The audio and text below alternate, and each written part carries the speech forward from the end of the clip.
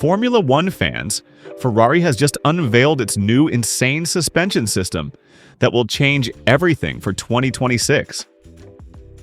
This isn't just another technical experiment hidden away in the factory. It's a statement of intent. Deliberate, Ferrari is attacking the next regulatory cycle from a completely different angle, treating the mechanical platform as the foundation of performance, not as a secondary element behind aerodynamics. At the center of this philosophy is the tire operating window.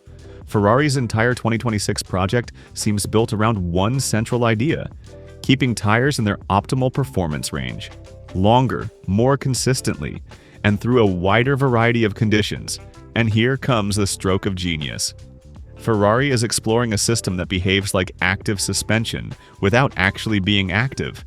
The regulations forbid active systems, but they don't forbid intelligently designed components that respond differently under load. Ferrari is exploiting this distinction: controlled flexibility in the front upper wishbone, incredibly sophisticated carbon fiber layup, dynamic camber recovery, all completely legal. Stay with me because what I'm about to tell you is fundamental. Ferrari's new suspension concept for 2026 isn't just another technical experiment buried deep in the Maranello factory. It appears to be a silent but deliberate declaration of intent. What's begun to emerge suggests Ferrari is attacking the next regulatory cycle from a completely different angle, treating the mechanical platform as the foundation of performance, rather than a secondary element behind aerodynamics. The fact this information is now coming to light explains why these suspensions have suddenly become such an important topic. Because they suggest a level of ambition that goes far beyond incremental change. This is the first Ferrari completely shaped under Loic Serra's technical leadership, and that context matters enormously. Serra's reputation has always been built on translating driver feel into mechanical solutions, not just chasing theoretical downforce numbers. With the 2026 regulations tightening the aerodynamic envelope and reshaping how cars interact with the ground, Ferrari seems to have decided that mechanical grip, tire control, and predictability will be the real battlefield where races are won or lost. At the heart of this philosophy is the tire operating window. Ferrari's entire 2026 project seems built around a central idea: maintaining tires in their optimal performance range, longer, more consistently, and through a wider variety of conditions. This immediately explains why suspension innovation has become such a priority, because no amount of aerodynamic efficiency can compensate for tires that aren't being used correctly. Tires are everything, and Ferrari understands this. What makes this suspension concept so intriguing is the suggestion that Ferrari is exploring a system that behaves like active suspension without actually being active. Regulations prohibit active systems, but they don't prohibit intelligently designed components that respond differently under load.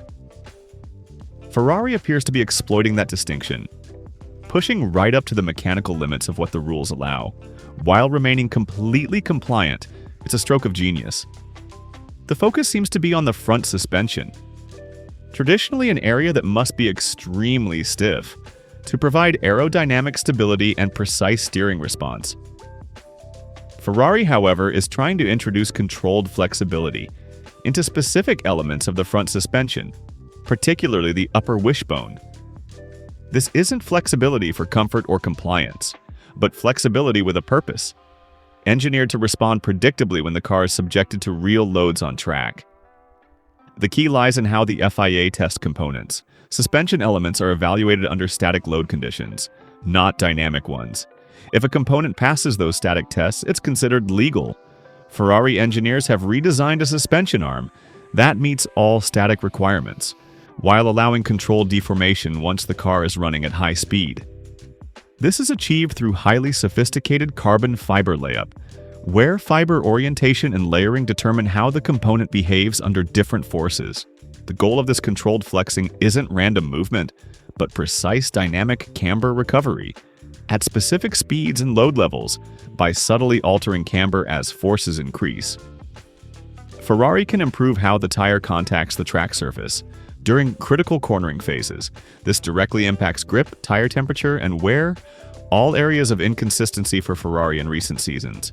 Camber control is one of the most delicate and influential balancing acts in Formula One because it sits at the intersection of grip, tire life, and thermal management.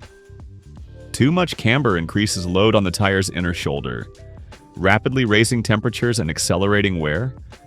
Too little camber reduces the effective contact patch, especially in high-load corners where lateral forces dominate.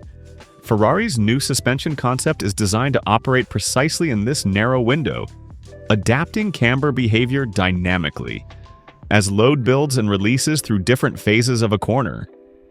Crucially, this is achieved without relying on illegal active systems, but through carefully engineered mechanical behavior that responds naturally to forces acting on the car.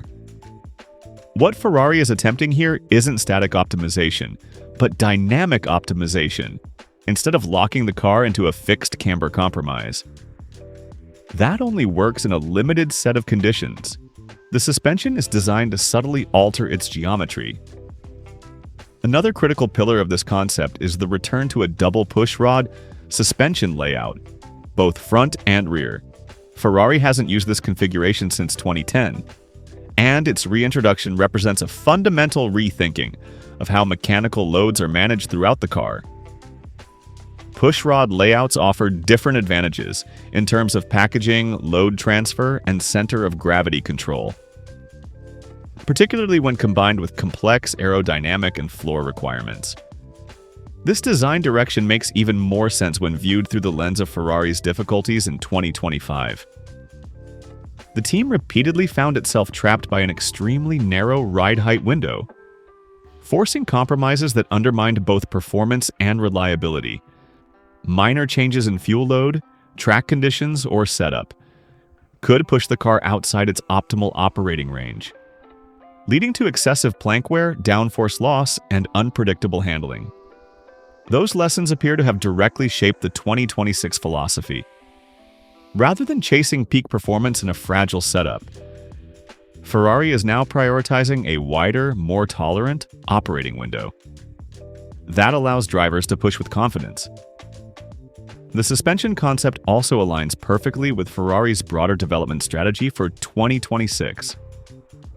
Fred Vasseur confirmed the car debuting at the first Barcelona test will be a Spec A version, with significant updates planned for subsequent tests. This suggests Ferrari is deliberately using the initial shakedown to validate the mechanical platform, committing earlier to corners and managing tires more effectively over long stints. Instead of fighting the car, drivers would work with it. Of course, this strategy carries significant risks. Controlled flexing exists in a gray area, where legality, durability, and performance must align perfectly.